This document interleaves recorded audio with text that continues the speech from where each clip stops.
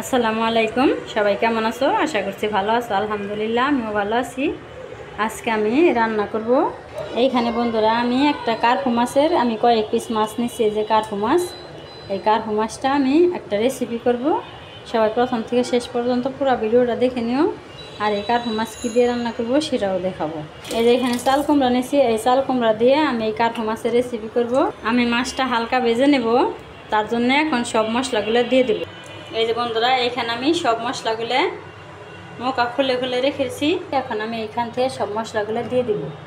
এখান থেকে আমি এই যে হলুদ গুঁড়ো নিলাম, দিয়ে দিলাম হলুদ গুঁড়ো। মরিচের গুঁড়ো নিলাম, দিয়ে দিলাম মরিচের গুঁড়ো। এখন আমি নেব লবণ, লবণ দিয়ে দিলাম, হলুদ মরিচ লবণ দিয়ে দিলাম। এখন আমি মাছটা ভালো করে মাখিয়ে নেব। বন্ধুরা এইভাবে আমি হলুদ মরিচ লবণ দিয়ে আমি মাছটা সুন্দর করে মাখিয়ে নিলাম। এখন আমি ভেজে নেব। এইখানে আমি পেঁয়াজ কাঁচামরিচ কেটে নিয়েছি, আর এখানে আদা রসুন জিরা একসাথে বেটে নিয়েছি চাল কুমড়া দিয়ে আর কার্পু মাছের তরকারি রান্না করার জন্য। আমি চুলায় কড়াই বসিয়ে দিচ্ছি, মাছটা ভাজার জন্য তেল দিয়ে দিলাম। বন্ধুরা তেল গরম হয়ে গেছে, এখন আমি মাছ দিয়ে দিব।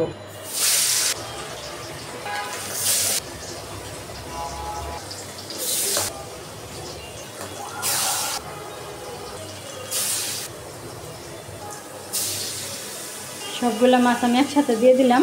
এখন আমি ভেজে নেই, তারপর দেখাবো। এখন আমি মাছটা উল্টে দেব।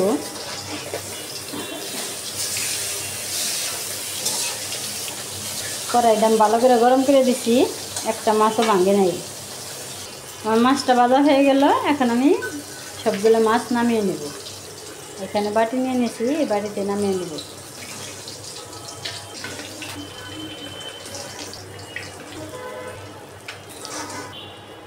এখানে পেঁয়াজ কাঁচামরিচ নিয়েছি, এখন আমি পেঁয়াজগুলো দিয়ে দেব।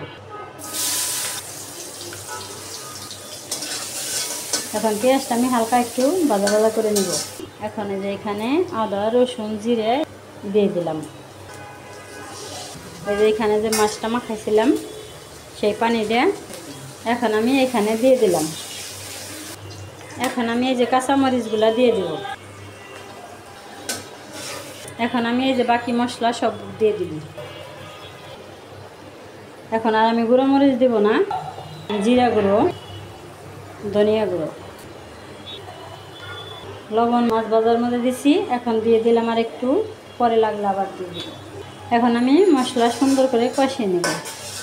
সবগুলো মশলা আমার নেওয়া হয়ে গেছে। এখন আমি সবগুলো ডিব্বার মুখা লাগিয়ে রেখে দিলাম। এই অনেক সুন্দর করে মশলা কষিয়ে নিলাম, তেল ভাব এসে গেছে। এখন আমি চাল কুমড়াগুলো দিয়ে দিলাম। এখন আমি চাল কুমড়াটা সুন্দর করে কষিয়ে নেব। এখন আমি একটু ঢাকনা দিয়ে ঢেকে দেব। একটু ঢাকনা দিয়ে ঢেকে দিলাম, কারণ চাল কুমড়া একটু সিদ্ধ হইতে সময় বেশি লাগবে। ঢাকনাটা খুলে নিলাম। এখন আমি একটু ভালোভাবে নেড়ে চেড়ে কষিয়ে নেব। এই যে বন্ধুরা অনেক সুন্দর করে কষিয়ে নিলাম। এখন আমি পানি দিয়ে দেব। ওই দিন তিল পাতা খেয়ে অনেক ভালো লাগছে, এই জন্য আজকে আবার তিল পাতা করতেছি। এই জন্য তিল পাতাটা এখন উল্টিয়ে দেব। এই তিল পাতা যে অনেক মজা, এই জন্যে সেদিন খাইছি, ভালো লাগছে, এই জন্য আজকে আবার করছি। এতটুকু পানি দিয়ে দিলাম। এই যে আমার তরকারিটা ভালো এসে গেছে। এখন আমি মাছগুলো দিয়ে দিলাম। এখন বন্ধুরা রান্না হোক, তারপর দেখাবো। বন্ধুরা এই যে কার্পু মাছ দিয়ে চাল কুমড়ার তরকারি আমার হয়ে গেল। এখন আমি নামিয়ে নিব। হালকা মশলা দিয়ে পাতলা ঝোল করে আমি কার্পু মাছ দিয়ে চাল কুমড়া রান্না করলাম। এই যে বন্ধুরা কার্পু মাছ দিয়ে চাল কুমড়ার তরকারি, আর এইখানে এসে গরম গরম এই যে তিল পাতা। এই কুমড়ার সিজনে আমরা কুমড়া পাতা অনেকভাবেই খাই, খেসারির ডাল দিয়ে খাই, সরিষার দিয়ে খাই, তিল দিয়ে খাই। এই কুমড়ার সিজনে আমরা প্রায় এই কুমড়া পাতার এই রেসিপিটা করি।